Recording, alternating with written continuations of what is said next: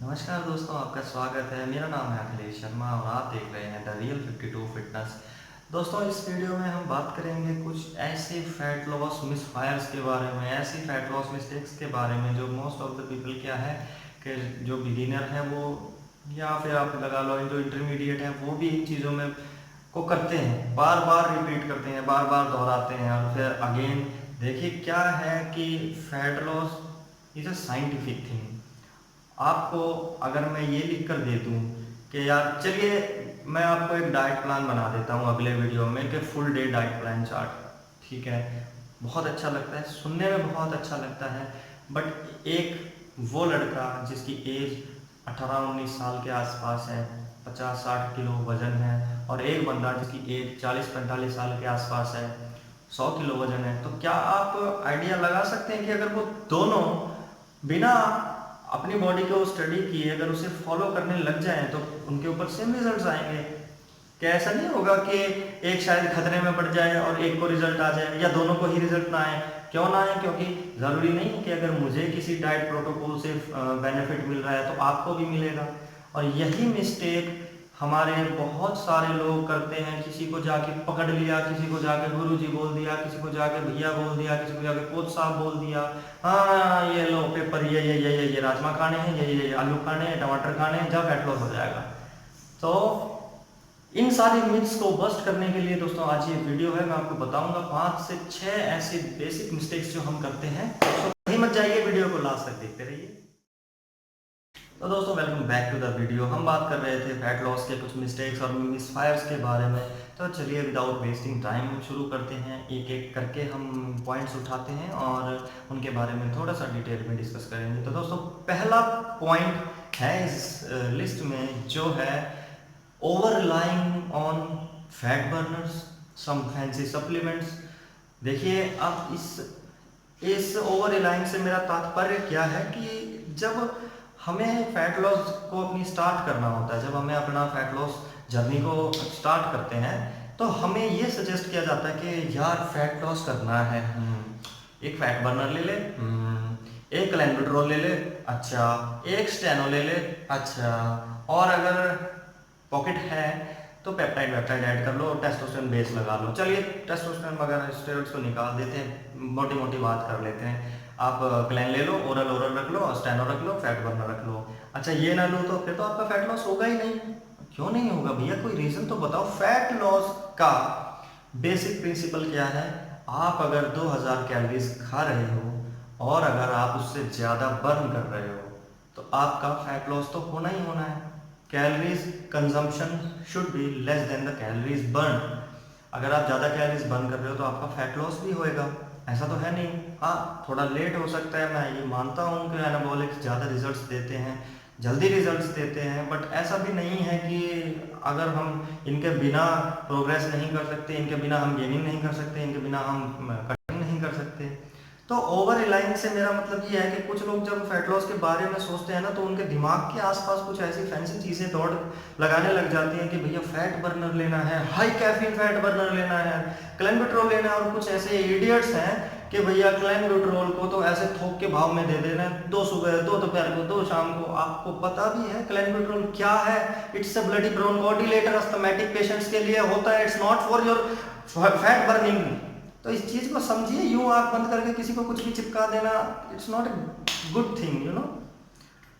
सहज पके सो मीठा हो। तो मैं आपको यही सलाह दूंगा कि बजाय फैट बर्नर्स पे, बजाय ये फैंसी स्टफ के ऊपर फोकस करने के, आप कुछ बेसिक सप्लीमेंट्स लें। आप अपना वे प्रोटीन रखें, आप अपना फिश ऑयल रखें, आप अपना मल्टीविटामिन रखें। BCAA का यूज करना चाहें तो कर सकते हैं, बट BCAA ऑल दो कुछ बहुत ज़्यादा बेनिफिशियल सप्लीमेंट नहीं है। उसके अलावा आप अमीनो कॉम्प्लेक्स, अमीनो की टैबलेट ले सकते हैं, एसेंशियल अमीनो एसिड, आप जो भी चाहें, जितना आपको पॉकेट अलाउ करती है उन सब चीज़ों के आप ले सकते हैं। या अगर आपको मेंटल स्टिमुलेशन चाहिए, आपका मन नहीं है हट रहा हूँ मेरी तरह वर्कआउट करने में, तो आप एक बेसिक सा कैफीन सप्लीमेंट ऐड कर सकते हैं या ब्लैक कॉफ़ी ऐड कर सकते हैं। But thinking about fat burner will do something magic to your body, it's not going to happen. ऐसा नहीं होने वाला है। You have to work out. आपको कैलोरीज का ख्याल रखना पड़ेगा, आपको एक हेल्दी डाइट लेनी पड़ेगी, तब जाकर ही आपका फैट लॉस बर्न होगा। अगर फैट बर्नर लेके, क्लेंबिड्रोल लेके, स्टैनोजोलोल लेके अगर आपका फैट बर्न होता तो भैया सबसे अच्छा आइडिया है आप इनका सेवन करें। सुबह शाम आराम से पड़े रहें, बिल्कुल घी दबा के खाएं, सब कुछ खाएं, आप तला भुना खाएं, आपका फैट लॉस हो जाएगा। तो ऐसा नहीं हो सकता। You have to be careful about your calorie consumption, you have to be careful about your food, quality of food intakes। ठीक है जी, तो ये था हमारा पहला पॉइंट। तो दूसरे पॉइंट के बारे में हम बात करते हैं। देखिए, ये भी एक मिसकंसेप्शन है, that is empty stomach workout या फिर एम्प्टी स्टमक कार्डियो। बहुत सालों से एक, आप बोल सकते हो, एक ट्रेंड चला आ रहा है कि सुबह उठकर अगर आप खाली पेट किसी कार्डियो को या किसी वर्कआउट रूटीन को फॉलो करते हो तो आपका फैट लॉस बहुत तेज़ी से होता है, आप बहुत जल्दी फैट लॉस करते हो। देखिए, मैं आपको ये बता सकता हूँ और ये मैं मानता भी हूँ कि अगर आप खाली पेट एम्प्टी स्टमक कार्डियो करते हो या एम्प्टी स्टमक मॉर्निंग या इवनिंग किसी भी टाइम एम्प्टी स्टमक रहकर आप वर्कआउट करते हो तो उस पर्टिकुलर टाइम के लिए आपकी बॉडी ज़्यादा फैट बर्न करती है, देयर इज नो डाउट, ठीक है, करती है। बट फैट लॉस को हम सिर्फ उस 1 घंटे की वर्कआउट विंडो से ही जज नहीं कर सकते। ऐसा नहीं है कि मान लीजिए आपने एम्प्टी स्टमक कार्डियो करके 200 कैलोरीज बर्न कर ली, वैसे तो ज़्यादा है, चलिए मान लेते हैं 200 कैलोरीज बर्न कर ली, ठीक है, लेकिन हम क्या उस 200 कैलोरीज बर्न को पूरा दिन की साइकिल के हिसाब से फैट लॉस पे कैलकुलेट कर सकते हैं? बल्कि फैट लॉस एक जर्नी है। आप एक साइकिल बनाएं फुल डे की, आपने कितना कैलोरीज कंज्यूम किया, आपने कितना वर्कआउट किया, कितने कार्ब्स रहे, कितने फैट्स रहे, कितने प्रोटीन्स रहे आपके, तो एक पूरा दिन की साइकिल के बाद आप डिसाइड करेंगे अब कैलोरीज बर्न कितनी है, कैलोरी कंज्यूम कितनी है, बजाय सिर्फ उस वर्कआउट विंडो के कि आपने उसमें कितनी कैलोरीज आपने बर्न कर ली। अब ये तो फिर वही बात हो गई कि आपने एक्सरसाइज तो बहुत इंटेंस कर ली, बहुत दबा के कार्डियो कर लिया, सुबह खाली पेट भी थे, बड़ी तसल्ली है, और घर जाते ही आपने परांठे कचौड़ी की माँ चौथ दी। तो आपने वर्कआउट से कितनी कैलोरीज आप बर्न कर रहे हैं उसे कैलकुलेट करने की बजाय पूरा दिन का साइकिल आप लें और फिर कैलकुलेट करें कि क्या आज की मेरी जो जर्नी थी, आज का जो मेरा सफ़र था, क्या सही रहा, क्या मैंने कुछ मिस्टेक्स की, क्या मैंने डाइट प्रोटोकॉल अच्छे से फॉलो किया। तो ये था। और दूसरा पॉइंट ये है, देखिए, जब हम एम्प्टी स्टमक कार्डियो करते हैं तो मैं मानता हूँ कैटेकोलामाइन रिलीज करती है बॉडी, कॉर्टिसोल रिलीज करती है बॉडी, क्योंकि स्ट्रेस में होता है, उसकी वजह से उस पर्टिकुलर टाइम फ्रेम के लिए हमारी बॉडी थोड़ी ज़्यादा फैट लॉस करती है। बट अगर ऑन द अदर हैंड अगर हम थोड़ा सा हेल्दी फूड लोड करके या कोई स्नैक हेल्दी मील ऐड करके उसके बाद अगर हम वर्कआउट करते हैं तो एक्सरसाइज के बाद हमारी बॉडी ईपॉक ज़्यादा जनरेट करती है। Epoch means excessive post workout oxygen consumption.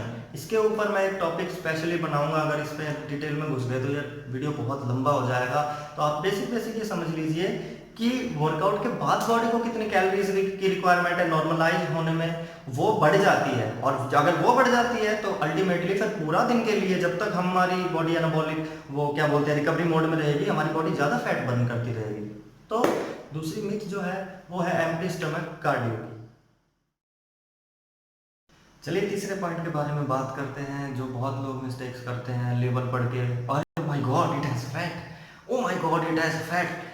तो अगर आप फैट लॉस में अपनी फैट लॉस करने के लिए फैट्स अवॉइड करते हैं तो आपको लगता है oh I am avoiding fats that mean I am gonna lose much fat. लेकिन fat does not make you fat.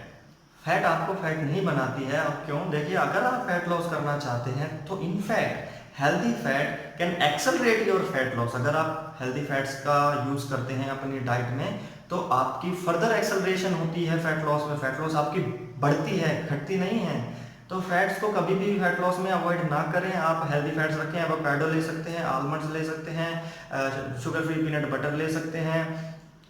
तो इन चीज़ों से आपका क्या है कि एक तो आपका हार्मोनल बैलेंस अच्छा रहेगा, आप फैट लॉस कर रहे हैं, आप पहले ही कैलोरी डेफिशिएंट हो रहे हैं, आपने कार्ब्स कंज्यूम भी करना थोड़ा कम कर दिया है अपने मेटाबॉलिज्म के हिसाब से, आपने डाइट भी कम कर ली है, लो कैलोरीज डाइट ले रहे हैं आप, और ऊपर से आप फैट भी बिल्कुल अवॉइड कर देते हैं। तो उससे क्या होता है कि आपके जो हार्मोनल एनवायरनमेंट है बॉडी के अंदर वो बहुत ज़्यादा डिस्टर्ब हो जाता है।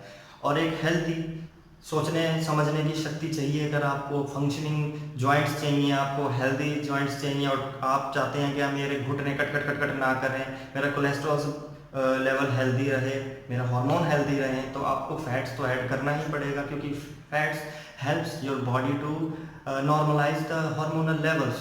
तो फैट्स को फैट लॉस के लिए कभी भी अवॉइड ना करें। तो चलिए बात करते हैं चौथे बेसिक पॉइंट के बारे में, या चौथी मिस्टेक के बारे में जो हम लोग करते हैं, that is the fear of carbs, carbohydrates का डर। ये तो देखिए अक्सर सब लोगों में होता है। Personally I have also face this scenario. मैंने भी ऐसा किया है अपने अर्ली डेज में। मुझे ऐसा लगता था कि कार्ब मुझे बिल्कुल ज़ीरो कर देना पड़ेगा, तभी मैं कंपटीशन के लिए रेडी हो पाऊँगा, but this is not the thing. अब मुझे रियलाइज़ होता है कि कार्ब्स का तो बहुत ज़्यादा इंपॉर्टेंट रोल है हमारी पूरी ओवरऑल बॉडी की एनर्जी प्रोडक्शन के लिए, फंक्शनिंग के लिए। अगर हम कार्ब्स से ही डरेंगे, उसी को ही बंद कर देंगे, तो बॉडी को मोबिलिटी क्या बोलते हैं, मूवमेंट के लिए एनर्जी कहाँ से मिलेगी। अब कुछ लोग बोलेंगे ओ मैं तो कीटो डाइट कर लूँगा, कीटो डाइट कर लूँगा। तो आपको क्या लगता है, आप कीटो डाइट करेंगे और आपका कीटो जो कीटोन्स प्रोड्यूस करेगी बॉडी, ठीक है, उसमें आप क्या 2 ही हफ्ते में एकदम श्रेडेड हो जाओगे? वो भी तो टाइम लेगी। और उस पीरियड के दौरान अगर आपने गलती से हाई कार्ब या हाई शुगर लोड कर लिया, तो आपका कीटोसिस तो फिर रिवर्स हो जाएगा। तो अपनी बॉडी को थोड़ा सा पेशेंस के साथ थोड़ा टाइम दें। कार्ब्स, रिफाइंड शुगर अवॉइड करें, चीनी अवॉइड करें। ऐसा डायरेक्ट मीठा जो होता है, डायरेक्ट शुगर बोलूँगा मैं, अपनी भाषा में बात करूँगा, डायरेक्ट शुगर आप अवॉइड करें, बट हेल्दी कार्ब्स ज़रूर कंज्यूम करें। आप प्री वर्कआउट में आप कॉम्प्लेक्स कार्ब्स ऐड करें। पोस्ट वर्कआउट में अगर आप कार्ब्स लेना चाहते हैं तो सिंपल कार्ब्स लें, नहीं लेना चाहते हैं तो फैट्स, थोड़ा सा बिल्कुल फैट्स प्रोटीन के साथ ज़रूर लें। अब कुछ लोग कहेंगे कि यार फैट तो प्रोटीन के ब्रेकडाउन को स्लो करता है, बट एक स्टडी के हिसाब से अगर आप थोड़ा सा हेल्दी फैट, जैसे आप कोकोनट ऑयल, फिश ऑयल, अगर आप पोस्ट वर्कआउट में अपने वे प्रोटीन के साथ ऐड करते हैं, तो it helps you to improve your insulin sensitivity. और ये मेथड उन लोगों के लिए बहुत बेनिफिशियल हो सकता है जो या तो डायबिटिक हैं, या जिन लोगों में प्री डायबिटिक सिंड्रोम्स हैं, प्री डायबिटिक सिम्टम्स हैं, या फिर जिनकी इंसुलिन सेंसिटिविटी थोड़ी गड़बड़ा गई है, जो इंसुलिन रेजिस्टेंस है। वो क्या होता है इसके ऊपर भी एक डिटेल में मैं वीडियो बनाऊंगा। फिलहाल के लिए ये है कि never fear of carbs, carb से बिल्कुल ना डरे। हाँ, कुछ कार्ब्स को रिप्लेस करके हेल्दी अपने लो ग्लाइसेमिक कार्ब्स, जैसे कॉम्प्लेक्स कार्ब्स होते हैं, उनको आप ज़रूर ऐड करें। आप oats add, steel cut oats add करें, ब्राउन राइस ऐड करें, इनका सेवन ज़रूर करें। In fact they will help you more in your fat loss. चलिए अब बात करते हैं लास्ट टॉपिक के बारे में, जो है डूइंग एक्सेसिव कार्डियो। और भूल जाना कि वेट ट्रेनिंग नाम की भी कोई चिड़िया होती है। देखिए ये मिस्टेक अक्सर बहुत लोग करते हैं। मैं उन लोगों के बारे में तो बात नहीं करूंगा जो कॉम्पिटिटिव हैं, जो एथलीट्स हैं, बट नॉर्मल लाइफ में क्या होता है कि लोगों के पास एक लिमिटेड टाइम होता है। जो जॉब जाने वाले लोग हैं, काम धंधे वाले लोग हैं, उनके पास थोड़ा सीमित समय होता है। तो उस समय को वो थोड़ा ख्याल में, ध्यान में रखते हुए अपना एक पोर्शन टाइम का निकाल के जिम जाते हैं, या किसी हेल्थ सेंटर या कहीं योगा सेंटर जहाँ भी हो जाते हैं। तो उन लोगों का पूरा फोकस रहता है कि मैं cardio cardio cardio cardio cardio cardio करता रहा हूँ। वो भूल जाते हैं कि वेट ट्रेनिंग भी बहुत ज़्यादा बेनिफिशियल, इनफैक्ट कार्डियो से ज़्यादा तो आपकी वेट ट्रेनिंग बेनिफिशियल हो सकती है। कुछ लोग कहेंगे कैसे? वो ऐसे है कि देखिए जो हमारा मसल है, that is highly active tissue, metabolically active tissue है। अगर वो मेटाबॉलिकली एक्टिव है तो उसका मतलब ये है कि वो तो आपकी ज़्यादा हेल्प करेगा ना। अगर आप हैवी हैं, अगर आपको मसल अच्छा है, तो बड़ा मसल तो ज़्यादा हेल्प करेगा ना फैट लॉस में। अगर जब आप शेडिंग पे जाएंगे तो आप किस तरीके से, किस बेसिस पे अवॉइड कर सकते हो weight training, and you just switch on to excessive cardio. तो डूइंग टू मच कार्डियो ये बहुत ज़्यादा आपके लिए स्ट्रेसफुल भी हो सकता है। आपको कार्डियो करना चाहिए, there is no doubt about it. Fat loss में बहुत अच्छा है cardio, but never skip your weight training regime. Weight training को कभी ना छोड़ें। अगर आपको कोई इशू है जॉइंट फ्लेक्सिबिलिटी में, या कोई पेन है, तो अलग बात है, बट अगर आप हेल्दी हैं और ये सोच रहे हैं कि मैं सिर्फ कार्डियो करूँगा, मेरे को कोई बिल्डअप नहीं करना बॉडी को, मेरे को कोई बहुत भारी मस्कुलर नहीं बनना, मेरे को सिर्फ फैट लॉस करना है, तो कार्डियो प्लस वेट ट्रेनिंग आपके लिए बहुत बेनिफिशियल हो सकती है। Never forget your weight training. तो चलिए दोस्तों, ये थे हमारे कुछ myths about fat loss. I hope आपको ये वीडियो पसंद आया। दोस्तों, अगले वीडियो में हम लोग बात करेंगे इसी से जुड़े हुए कुछ ऐसी चीज़ें, जैसे ईपॉक के बारे में हमने डिस्कस किया था, या एम्प्टी स्टमक कार्डियो की बात की थी। तब तक के लिए मस्त रहें, स्वस्थ रहें, ज़बरदस्त रहें और जय हिंद।